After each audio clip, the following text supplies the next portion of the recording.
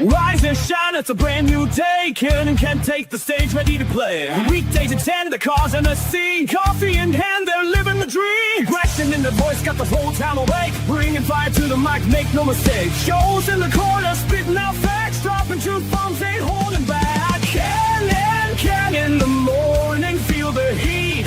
From 10 a.m. CST, can take a seat.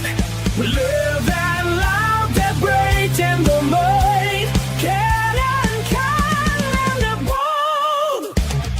Light up your speakers, crank up the sound. They're talking about life upside down. Opinions exploding like a sonic blast. In the studio, they're built to last. With passion and grit, they engage and ignite. Every single week, they're a force can't fight. From sports to politics, This is a Huddle Sports Network broadcast. You can find us on Roku TV, Amazon Fire TV, Facebook, and of course YouTube. Get all your NFL news here first. Well, good morning there, everyone, and welcome to Ken and Joe in the morning. How you doing, buddy? Just getting my coffee in.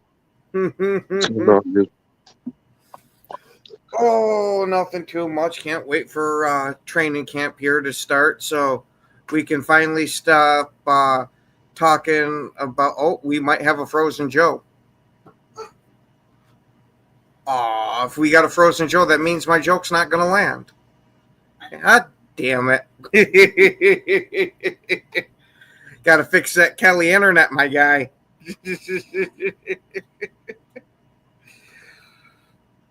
But, yeah, we're still in the drought of very little to talk about other than, polls getting extended for 5 years for some reason. Well, we could talk about, so the other day we were talking about the ESPN article naming Brock Bowers the best tight end in football. Hold on, before you get into that real quick, I want to make the joke now that you're not frozen. Training camp's finally going to start, and we can finally stop talking about all these lists that mean absolutely nothing. But no, go ahead, but buddy. They kind of do mean something, though. Certainly. I was going to say, come on, would it be me if I didn't bust your balls? No, not at all. And I'm not upset about it. But certain lists kind of, in my opinion at least, certain lists do mean something. And to me, the list that means something is like when they do the NFL top 100 players where the players vote on it, right? Mm-hmm. Like, to me, that means something. Like, if your fellow players vote you into that position, obviously they feel you deserve to be there, right? Yep. So, like, I take those more seriously. But it's just interesting that, you had mentioned on Friday that Brock Bowers got the ESPN, according to the ESPN article, where they named their top players at every position, Bowers was the number one tight end.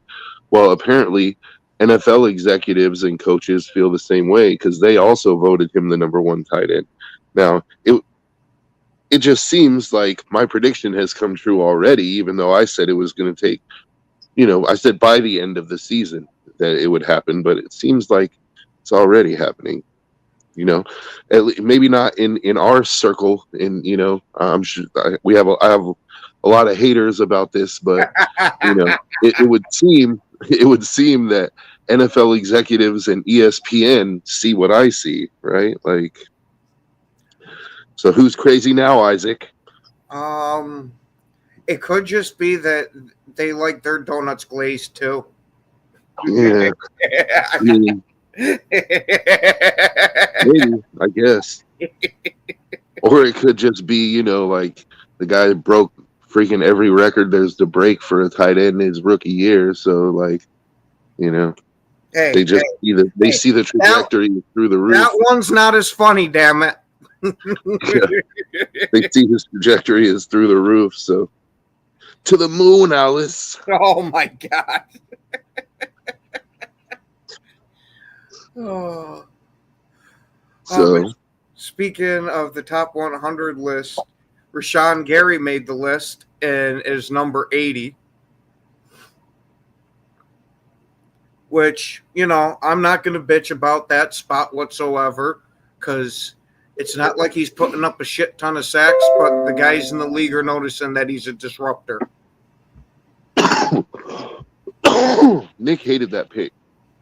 Oh, see, I like Rashawn Gary. Yeah, no, Nick loves Rashawn Gary now, but when you guys drafted him, Nick hated that pick, and I told him, I was like, dude, you're gonna be very happy with that pick in a couple years. Like Rashawn Gary, I watched him play at Michigan, and he's a disruptor. He's a good player. He didn't get the sack numbers that like popped the eyes out, but he was consistently in the backfield, dude. Oh yeah, and he's constantly at least in the top 3 of pressures for edge rushers in the league almost year in and year out. It's just he's almost always like a half a step away from getting there. And if the Packers had another good pass rusher, Rashawn Gary would have more sacks. Are you trying to tell me that you don't believe in Van Ness? Well, look, when the Packers drafted Van Ness, I was like, okay, like, I felt like the Packers could coach him up into a really good player, because that's what the Packers do, man. They draft guys, they coach them up, and they become really good players. It's one of those cliches. Like the Packers always have a good offensive line. Like they plant offensive linemen in the back of Lambeau Field, but there's like a couple of things the Packers are known for. They're known for a good offensive line. They're known for drafting and coaching up young talent. And then they're known for not paying that talent and letting them go somewhere else. Joe, I really wish I could dispute that, but you're fucking dead nuts on with that. Because we're only paying a handful of guys. Unless you're an absolute superstar at that position, we'll replace you with another young guy. Yeah. That's one thing that I love that Green Bay does is we're constantly looking like 2-3 years down the line. And it's kept you guys consistently relevant, dude. That and not extending bad GMs. I do think that it's also probably cost you guys a couple Super Bowls, I 100% agree with you. I totally blame the lack of Super Bowls that we had in the Aaron Rodgers era on Ted Thompson. He sat on his hands too much. It's like, you remember you had, before you started complaining, you had like Greg Jennings and you had Jermichael Finley and you had all these guys, and then you didn't pay them. And then, unfortunately, Nick Collins got hurt too. That was a big blow. Because Nick Collins was he was he was going to be Hall of Fame caliber. At least at the pace that he was going. Yeah, he was on that trajectory for sure. So, yeah, that was unfortunate. But it just seems to be the way of the Packers, man, Mm-hmm. And the sad thing is neck injuries almost seem to be the way of the Packers too. Because we lost about 3 other freaking guys right around there with career-ending neck injuries when we lost Nick Collins. Oh, I was going to say Sterling Sharp. You lost Sterling Sharp. I was going to say, if you want to go that far back, absolutely. But yeah, you got Sterling Sharp. You got Nick Collins. You got didn't Jermichael Finley hurt his neck too? Yep. And then he ended up. He still could play for a couple years, but he wasn't the same.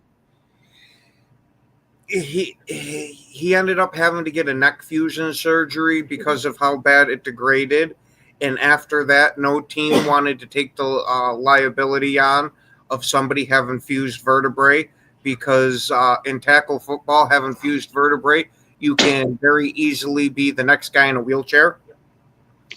Yeah. No, I'm saying, but like when he first hurt his neck, he played for a couple years. Yeah. When he first hurt it, the neck kept getting worse through it, and they ended up having to do that. Yeah. And they weren't willing to take the risk. Although the Broncos were willing to take the risk with a fused neck with Peyton Manning, though, weren't they? Well, huge difference between how many hits a quarterback's going to take versus how many hits a tight end's going to take. Especially back in those days where you could still fucking plaster guys going over the middle. Yeah, but I feel like quarterbacks take a lot of hits too, man. But the one difference was like the difference is a tight end going over the middle. Like if he's about to get hit and he just falls on the ground, like he's not going to be playing very long. Whereas with Peyton Manning, as soon as they got in the backfield, he just laid down. He's like, Yep. no, no, thank you. Hey, oh yeah, because Peyton Manning was smart. He wanted to play for a long time. Yeah. Well, and they probably told him that. They're like, look, dude, if we'll live to play another play. Like Yep. if they're in the backfield, just lay down. Like you have Demaryius Thomas, and you know what I mean. Like we're just gonna throw the ball next down anyway, so you'll make it up. So don't worry about it. But yeah, it seems to be the way of the Packers, man. They always draft pretty well and coach their guys up, and then they pretty much coach them up for other teams, so that they can go get paid somewhere else. Yeah, but usually when they go get paid somewhere else, they end up falling off of a cliff. You got a couple of guys that have done well once they've left Green Bay, like Aaron Jones or something like that. But you've seen a lot of guys that once they left Green Bay, they maybe had one more good year. Yeah, well, I didn't say they go somewhere else and like thrive. I said they go somewhere else and get paid. So what you're saying is the Packers are helping their former players rob other organizations. No. What I'm saying is the Packers know something that other teams don't. And that is so other teams, they look at the Packers. Well, I can't say for sure other teams look at the Packers like this, but it just seems to me, right, that other teams see the success the Packers have and they're like, oh man, these guys, like, they're really good at coaching up young players, right? But the thing that they're ignoring or that they're not looking at is like the Packers run a very specific scheme and they draft players that can fit that specific scheme and they coach them on how to play that specific scheme. Then when the players excel in that specific scheme, they're like, oh, okay, well, like now your payday is coming up. We don't want to spend the money on you. Like we can just coach another guy up to play in this specific scheme. So that guy goes somewhere else where there's a different scheme. And all of a sudden it's like, he can't play anymore. Like, I mean, he worked out great the first year, but that you're talking about Davante Adams, though. You're talking about a guy who was top 3 at his position in the NFL. Like, so he's kind of an outlier for the Packers because they gave him a second contract. They just didn't give him a third. Yep. It's kind of, I don't know. I don't know if that's apples to apples, like of a comparison or of an example. Like Davante played well the first year, and especially considering he had Jimmy Garoppolo as a quarterback, like, I mean, he had Derek. Actually, I think he had Derek Carr his first year. There you go. He had Derek Carr his first year, and he did all right. He did pretty good. And then he had Jimmy Garoppolo, and it was just like the wheels fell off. But Davante is one guy, like, you know what I mean? And Davante can play in more than one scheme, obviously. I'm more talking about your defensive players, Yeah, they did do him dirty getting rid of Carr. I agree. But he did them dirty too, by talking all that shit and forcing his way out in the, before the trade deadline. Like, Davante is persona non grata in Las Vegas at this point, dude. Like, hey, that hour, I totally agree with you. Foles ain't done shit, and they decide, hey, we're gonna hook the franchise to you for the next 5 years, man. I don't think that's a fair argument. I don't think it's fair to say he hasn't done shit. I mean, if you're looking at wins, okay, I guess, you could say that. But to say he hasn't done shit, like, he's completely revamped that roster.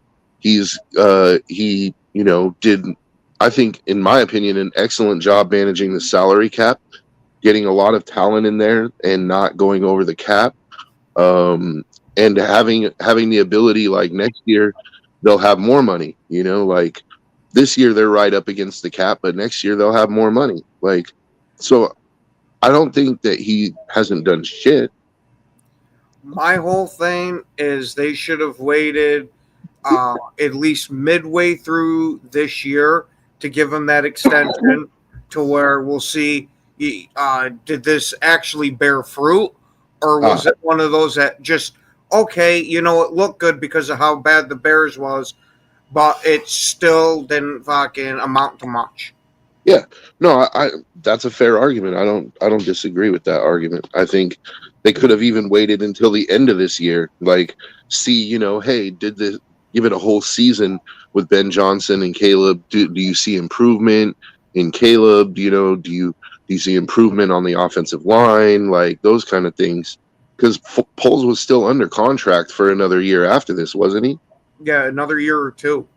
Yeah, so I just feel like, yeah, I agree. You could have waited. The timing is kind of like, okay, but at the same time, like, I'm just saying, I don't think it's fair to say he did nothing. Like, well, part of it has to do with his own words of him when he had his opening press conference about, we're taking the North and we're not giving it back. You haven't even competed for the North yet. Yeah, but that's such a Packer thing to say. Like, not him. I'm talking about you. Like, saying well, but he said he was going to take the North. What's he supposed to say? Like, is he supposed to get up there and be like, yeah, so we're going to get 6 wins in the next 3 years? Like, no, dude. Every GM, every coach is going to come in there and say, like, I'm excited. I think we're going to take the division. Like, you have to. It's almost like in the rule book that you have to hype the fan base up about your team. Like, how about we're just going to bring a winning culture here and just leave it at that? I mean, that sounds great, but it's the same thing everybody else says, and so I mean, he felt confident. Like, I don't know. I want that from my GM though. I want somebody who wants to, compete and is like, hey, we're going to take the North, dude, and we're not giving it back. Like, I want a guy who's has that kind of confidence. Now, was that confidence warranted? I guess we'll wait and see, huh? But I do think, I don't know, man. Like, I know we have a lot of Packers fans in the chat, and there are a lot of Bears haters, but I think the Bears are going to be better this year, dude. I really do. I think Ben Johnson they've got the possibility of it. We just got to see how well this team can gel. And speaking of the Bears, we've got our own Broski Bear. What's up, buddy? What's going on, fellas? Oh, not much. Just talking about that lovely Poles extension. Yeah, I had a nice discussion about that yesterday on the Hallis Hall report. So to just minorly touch on it, what are your thoughts of the Poles extension there? You don't got to go in depth. I think it's complete shit. I think he should have been fired. You're rewarding a guy who went 15-36 his first 3 years, and now everyone who's like a Poles fan's coming up with like every caveat they can, like, but he didn't hire Eberflush. And then it was, he didn't have the right to fire Eberflush. And then, Getsy and Waldron, those were Eberflush's hires, not Poles. So it's just like, the guy doesn't hit on any draft picks after the second round. He's made a ton of crappy free agent signings. The team's 15-36. He seems clueless, like, honestly. So that being said, that's not going to change anything. Going forward, it seems like he's married to Ben Johnson. They timed their contracts up. So it is what it is. So going forward, we do know what it is. Like, they're married together. So, I could say whatever I want about the past, in my opinion, but reality of the situation is, Poles and Ben are now tied together. Tell us how you really feel. Dude, go back and watch the show yesterday. You'll see how I really feel. So, were we actually able to see how you really feel? According to John, you might not have been. Yesterday? Yeah, yesterday you will be. No, yesterday you would be. He said Ken was talking over you the whole time. Well, I mean, there's really. But I mean, I did my best not to let it happen. You know what I what I'm want saying? to know is like, see, I guess I'm in the minority here because I actually like. I'm not saying Poles deserve the extension. I'm not saying that I would assign him to this extension right now. But the argument that Poles hasn't done shit, I don't think really holds water. Like, I get the wins, right? But some of those caveats actually kind of hold some water. Like, he didn't hire Eberflus, for example. He had Justin Fields as his quarterback for his first 2 years, right? Like, I don't know. Their offensive line wasn't really good. Like, if those things are true, then yeah, you know what I mean. Like, I hear what you're saying. I can also like add to it. So I was touching on it briefly per Ken's request, but like he built the whole team backwards. Like he didn't start with the trenches and then build. You know what I mean? So that's another thing. And then it's like the Byron Pringles of the world, the Al Qaeda Muhammads, the Nate Davises, the Lucas Patricks, all these other scrubs that he signed that were just busts. You know, he trades a second round for Claypool. He trades a fourth or fifth rounder for Bates.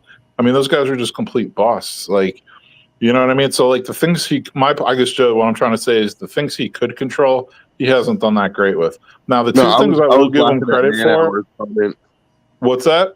I was laughing at Man Hour's comment because he was saying that, you know, basically what I'm saying is, hey, my wife does all the right things. She cooks, she cleans, she makes money, but she cheats on me, so it's okay. Like, I don't. It's a hilarious comment. I just don't think it's really like. I don't think it's really applicable. Like, I don't know. I think Poles. What I was just going to say, like, done a good job in some areas, like and that's what I was going to say. Just let me finish that real quick. I'll give it back to you. Like, so the trade with the Panthers, obviously, that was a great trade for the Bears. I mean, I'll defend Poles in that. Like, there's no really arguing that with me. And then he's done a good job managing the cap space. He really has. Now, people can question like some of the players he signed, but he hasn't really gotten locked into too many like, you know, long ass contracts where the guy's just a complete pile of crap and you're committed to paying this guy for years. He actually got the Bears out of cap hell, so I will give him credit for that. And that's all I got to say. And he's built a team that if everything gels, should be a good team. Like, I can't see how you could have that many good players on offense and not be good unless, you know, your offensive line just completely takes a shit again, which, I mean, is certainly possible, but I'm just... Yeah, welcome to Bears football is what I'll say to that. Welcome to Bears football. Well, I'm a Raider fan, so it's not like, you know, I'm not used to that. So, like, you know, one injury never work out. One injury to Dahlman, and this whole plan goes out the window because, you know, is he good when he's healthy? It seems like it. Has he only played one full 17-game season his entire career? Yes. So that's the other side to it, you know. So we'll see. Yeah. Like I said, I'm just in wait and see mode. I mean, there's nothing I can do about it. I hope Poles and Ben Johnson kick ass going forward. I hope the whole culture changes. You know what I'm saying? And you know that's really all I can do. Man Hour's a Chiefs fan. That's why. Yep. Oh my god, dude. He's gonna be your best friend, huh, Joe? Bro? You're a Chiefs fan, dude. So just because I like to stir the pot occasionally, hey, Man Hour, what do you think of Brock Bowers? Oh, he's gonna have to tell the truth. If he has any kind of integrity, he's gonna have to tell the truth. But he's a Chiefs fan, so I don't know. You know, like it's up in the air. I mean, they're perfectly content with the refs cheating for them. So it's like, you know, they should have lost to Buffalo last year, a couple years ago, but somehow they always seem to find their way into the Super Bowl. Fair enough. Yeah, I mean, you know, I'm just more results oriented in general. You know what I mean? Like, you know, I've played the sport enough in my life. I've watched the sport enough. I know enough. It's just like, you can always make an excuse or come up with a reason to twist or bend something into your opinion to support your opinion.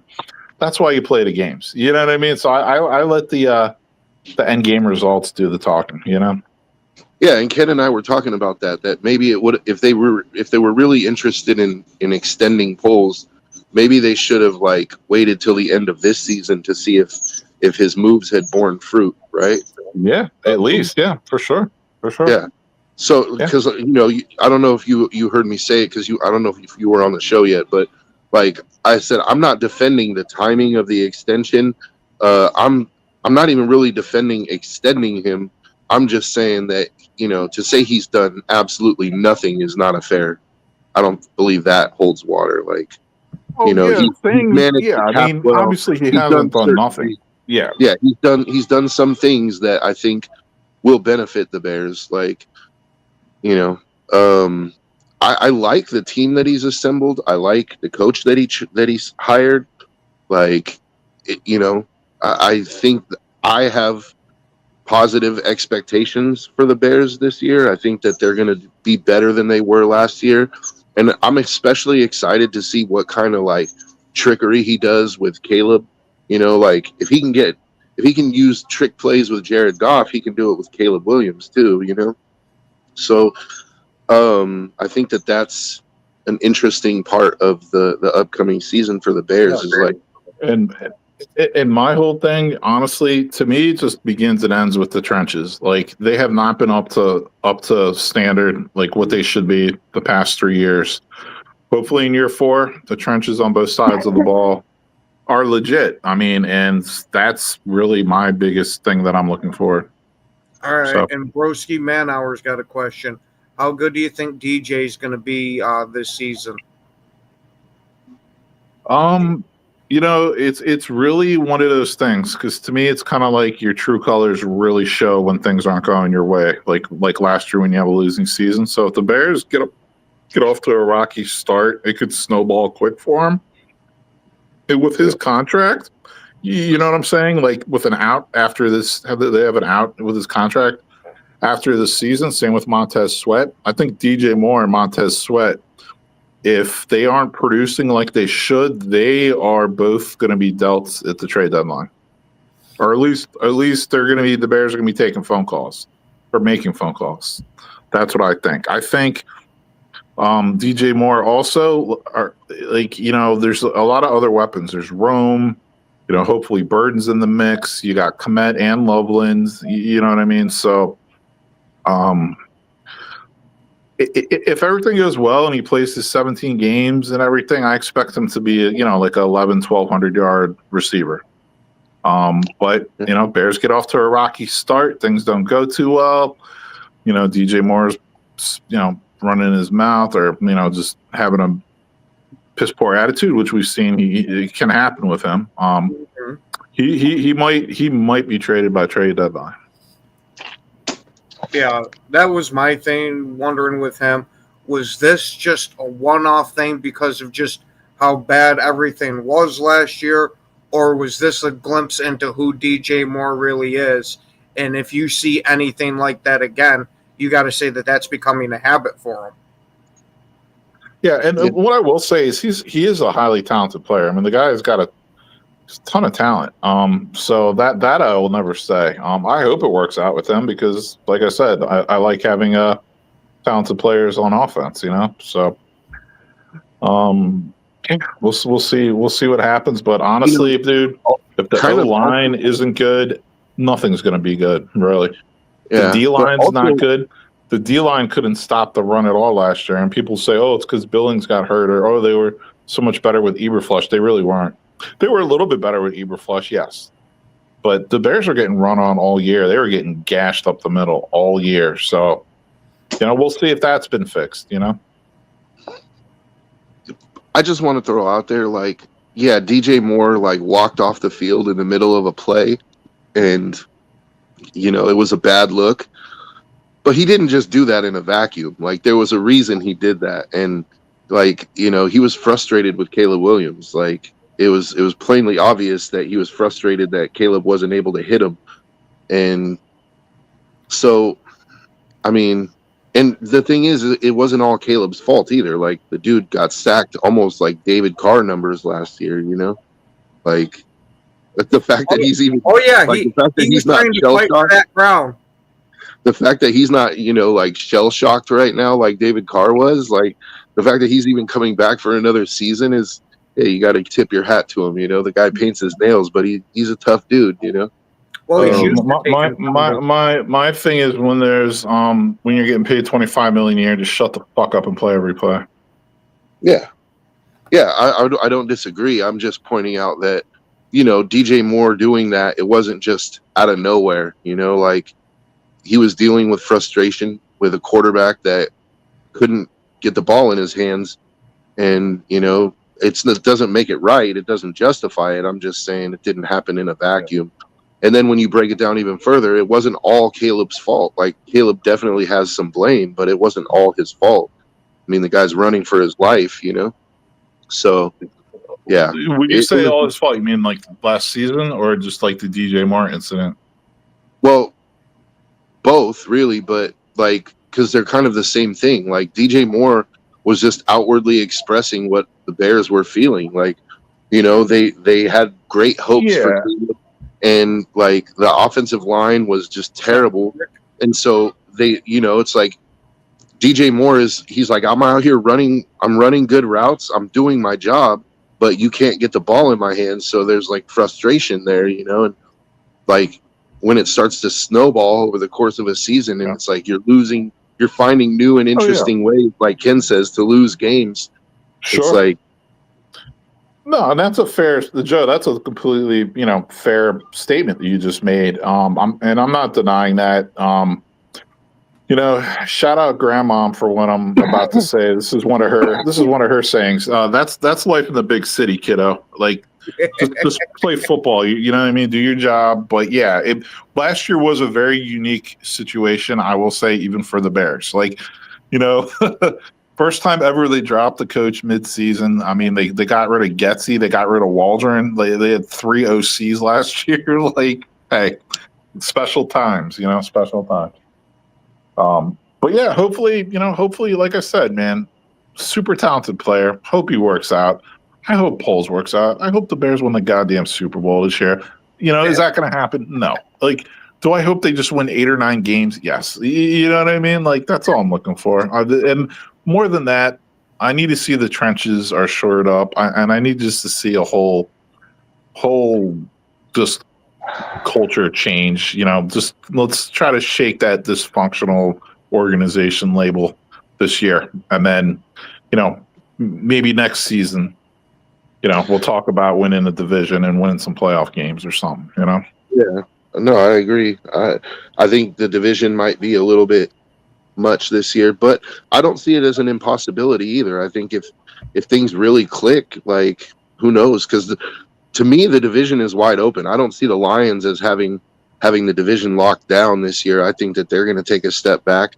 The Vikings have question marks at quarterback, but they have a really, really talented roster. So if JJ plays halfway competent, they have to kind of be.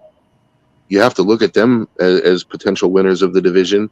The Packers, like, they kind of, they're the most consistent, right? Like, they're bringing back almost the same team, but they added to it a little bit. Yeah. And then you have the Bears, who have made significant moves. It's just, is it going to pan out? Like, No, I hear you, man. It's not impossible, and I'll keep saying it. Like, I think the Vikings roster on paper is like the most impressive one. Now, we'll see what JJ McCarthy can do. He's going to be the X factor and all that. Packers and Lions, it's like, I'm not going to sit here and go out of my way to talk junk to either team, because both teams have been owning the Bears lately. But just non-biased, I'm not like looking at either one of those rosters and saying, oh, those are really great rosters. Oh, boy, the Bears can't beat them at all. Like, no, I don't think they're like overly impressive rosters by any means. You know what I mean? So the only one I think is the Vikings, and hey, that could be nullified if McCarthy sucks. You know what I mean? Even if McCarthy sucks or gets injured, like, to me, I think Dude, and I've been saying this, and I kind of let this die away. Like, I don't see any reason why Sam Howell couldn't be like another Sam Darnold. Like, just as much talent, just as much arm talent. He's got some experience starting games. Like, you know what I mean? Never know. And do you guys think Jared Goff retires a Lion? I personally don't believe that he's going to. I don't know. That's a tough to one. say, just because they don't really have a quarter. Like, they don't have his heir apparent on the team, in my opinion. Yeah, you know what I You mean? don't believe in Hooker time? I mean, I've never. Hooker is not it, in my opinion. Yeah, so we'll see. Yeah, I don't think that. I would say if I have to pick yes or no, I would say no, just because I don't think the Lions are going to continue to pay him, $60 million a year. Like, I don't think that's sustainable, especially if you're not winning Super Bowls, or at least making really deep playoff runs. I don't think they're going to continue to do that. Yeah, I wouldn't be surprised if if they restructure Goff with this current contract and he's there for maybe 2 more years. But after that, I can see them shipping him out of town. Mm-hmm. Yeah, I think I'll just play devil's advocate to it, because honestly, I really don't have a strong take on that either way. I'll say yes, he does. And my reason being is because Brad Holmes is like ultra. He just seems like very conservative, I guess, with how his methodical, maybe with his approach. And it's like, okay, you can get rid of Goff, but you really can't until you really have an answer to replace him, which they don't yet. And I'm not sure they're going to be able to find that from a player they draft. So we'll see. Yeah, fair argument.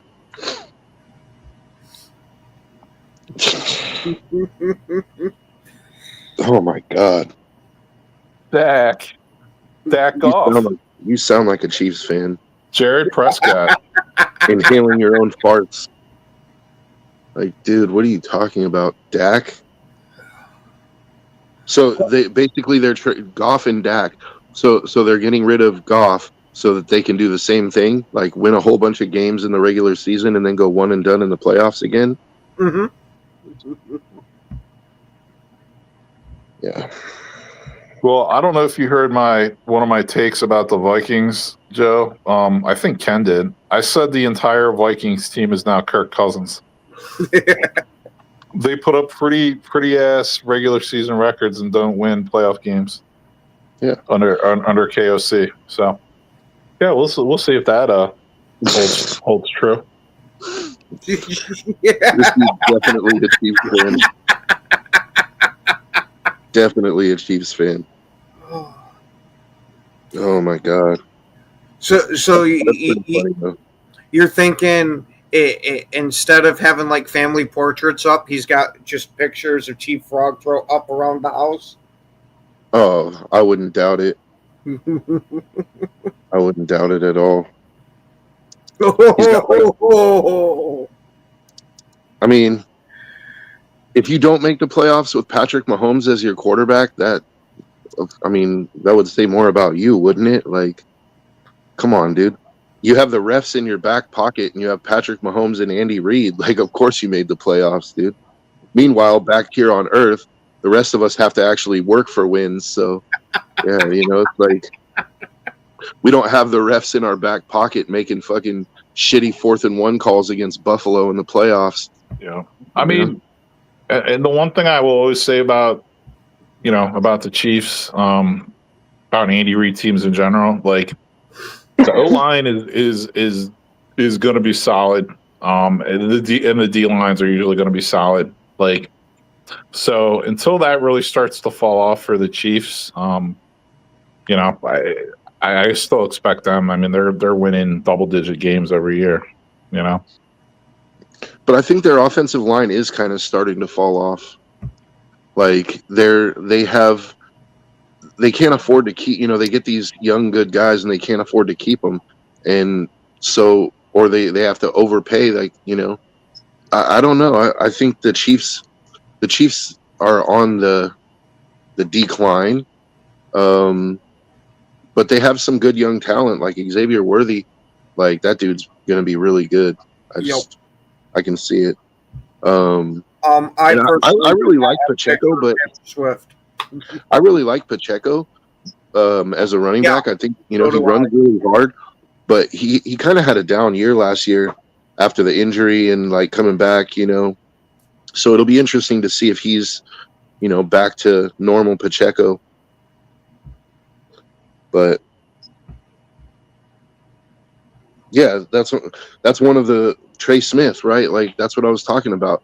They got this really good offensive lineman, but they can't afford to pay him, and they're going to have to either franchise tag him or they're going to have to let him go, and that's going to really hurt.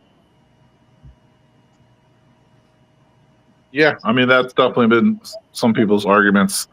This offseason about the Chiefs. Maybe their O-line will start to fall off.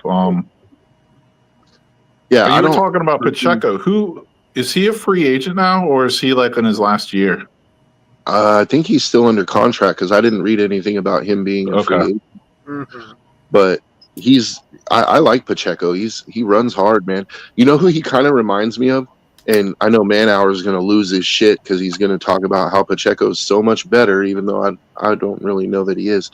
But he reminds me of Justin Fargas. I thought that's who you were going to say. Oh, wow. Good name.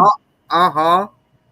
Because Justin Fargas ran the same way, dude. Like, it's like a human pinball, dude. Like, just bouncing off of everybody. Like, doesn't avoid contact and just full effort every, he doesn't have a lot of flashy moves, but he just runs hard, dude. Oh, yeah. For a few years there, he was a pretty damn decent running back. And Fargas was a pretty damn decent running back, too. Well, that's who I meant. Oh, that's who you were talking about? You're talking about Fargas? Yeah, dude. I miss Fargas. He was my favorite Raider for a long time. Yeah. So, yeah, I like Pacheco, but we'll see if he's back to normal because he looked slower last year. Like, the injury was still bothering him, or like he just, I don't know. He didn't look like his normal explosive self, Yeah, maybe so. Maybe Manhour's right. Yeah, and that's what I'm hoping the Bears drafted this year. With Monongai? Kyle Monongai. Yeah, he's like a Pacheco clone. So we'll see. I mean, literally like same height, weight, same running style. They went to the same school. They were drafted in the same round. Like, but supposedly they're like friends. Like Monongai's like Pacheco's. I was going to say you got to be very careful with that because we had something like that with Randall Cobb and Amari Rogers, and that did not work out. Yeah, but yeah, I mean, I just looked at Monongai's production in the Big Ten as a starter. It was pretty good. He was all like Big Ten first team, so he's definitely got something. Will he pan out? Will he? Like I always tell the other Bears fan Ken, and he hates it, but like this is literally the only 7th round pick in the history of like Bears drafts that I actually have like some expectations for. Like it's crazy to say that too. Like, I actually expect something out of a 7th round pick. I actually expect him to like contribute this year and like possibly take the starting job. Sounds insane, but it's what I think. And Isaac, since you weren't here for when Broski hopped on, he wasn't a big fan of the Bulls re-signing.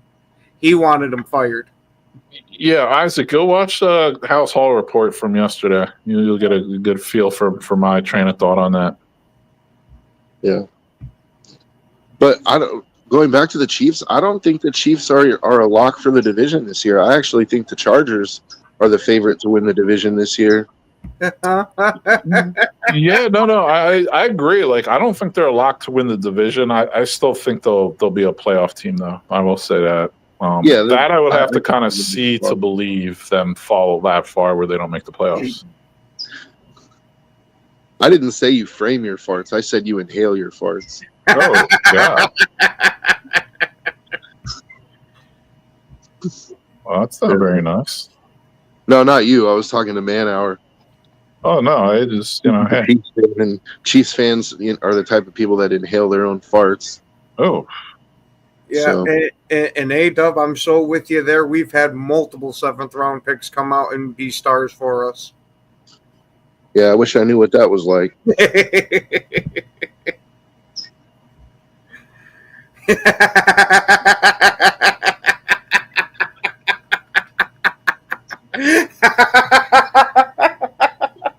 Joe, how do you get more bald?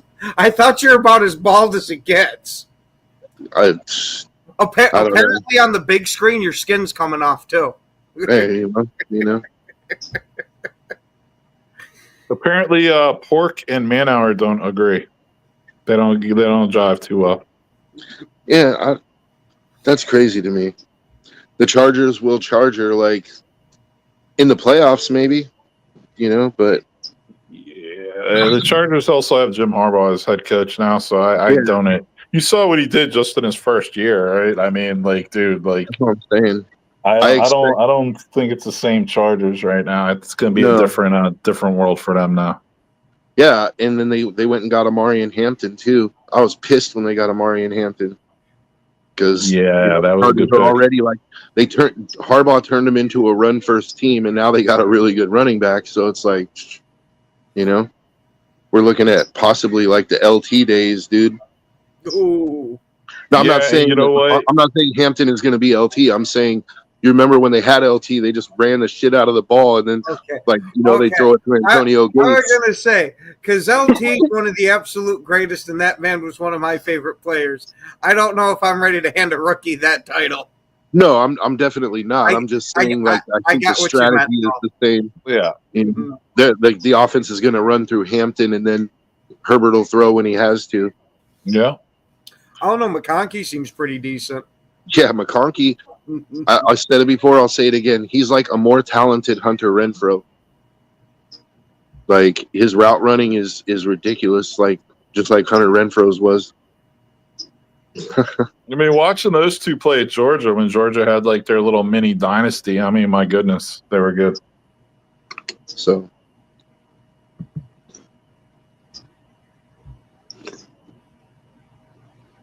But yeah, to me, Omari and Hampton, he's starting running back from day one. He's getting fed from day one. I don't see how he wouldn't be.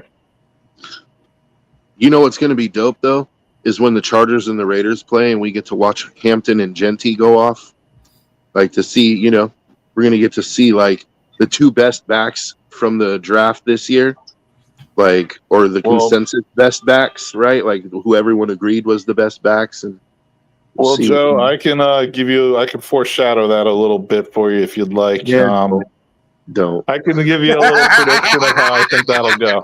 We already know how you feel about it.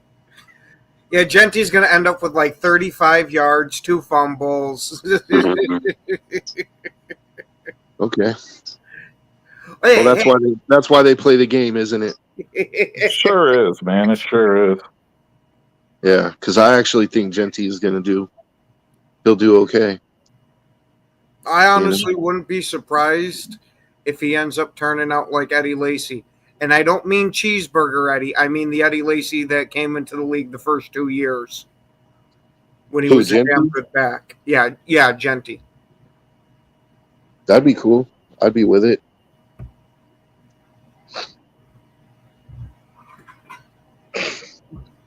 No. Oh, God. If he's already outside of an Applebee's, he might be going the full Eddie Lacy route. Yeah. I don't know, man. Genty's built like a brick shithouse, dude. So wasn't Lacy originally. So, yeah. So is Trent Richardson. Oh, that's just mean. Yeah. Oh. Isaac says that you got a poster of Genty on your wall there, broski. The poster, yeah, with garbles in it.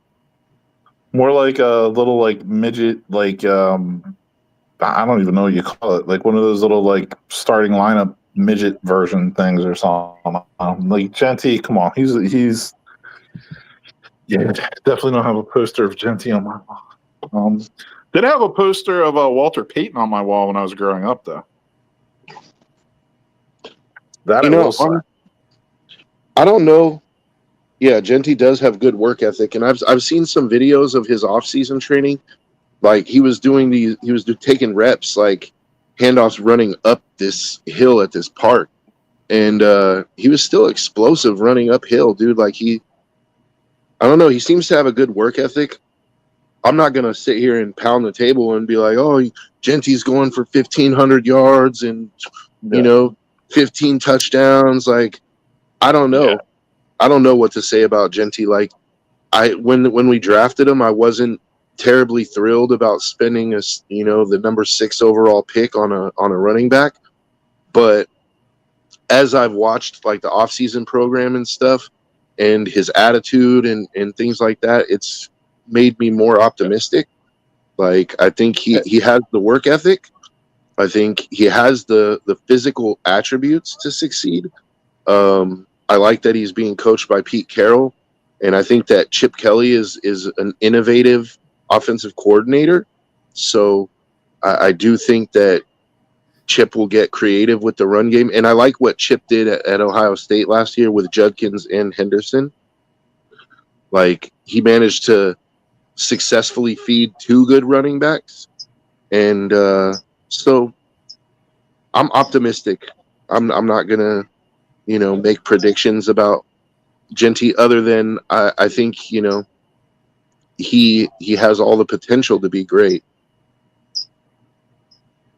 Yeah, you want to know what's going on in San Francisco? That franchise is starting to collapse in on itself.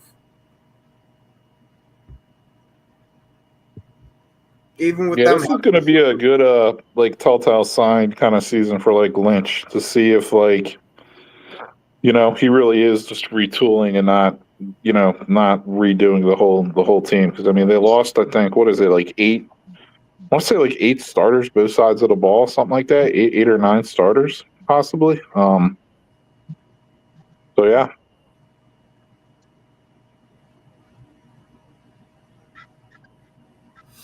Whose eye shows speed?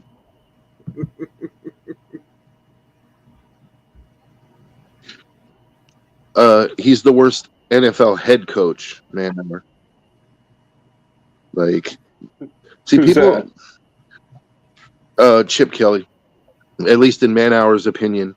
That's not what I said, actually. I just said I'm not going to make a prediction because I don't know. Like, he has the talent that he could be really good, but I'm not going to stick my neck out there and be like, oh, he's going to be great, and then he turns around and he's a bust. Like, I don't have the same confidence in him that I had in Bowers, put it that way. Like, from the moment we drafted Bowers, I told everyone he's going to be the best tight end in football in a very short time. Who did he beat, though? He didn't beat Genty in a foot race. Yeah. Because Genty isn't our backup running back. Genty is our first string running back.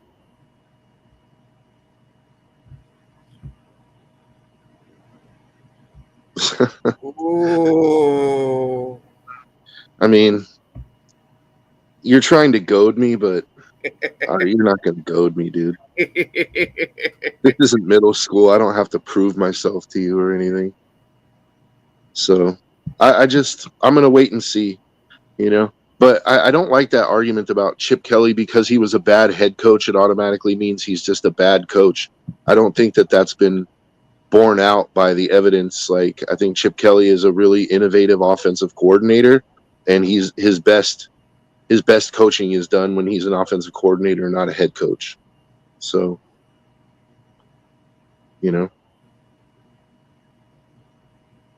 I think that's what's actually borne out by the record.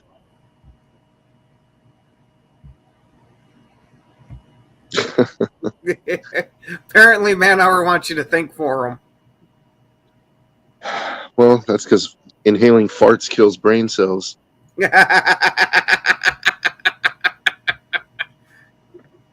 He beat Dylan Laube. Okay, Laube's pretty quick for a white dude, but let's be honest, he's not 4.3 speed or anything. Yeah, well, we'll see, Man-Hour. We'll see. But what are you gonna say if the Raiders beat the Chiefs? Like, if we go in this year and we beat you guys, what are you going to say? Because all the expectations are on you. Like, the Chiefs are the ones who just got their ass kicked in the Super Bowl. Everybody's wondering, like, how are they? Oh, they got their ass kicked in the Super Bowl. Oh, yeah. So everybody's like, what are the Chiefs going to do? How are they going to respond? Like, the Raiders have the luxury of no real expectations. People aren't looking at us like, you won it all.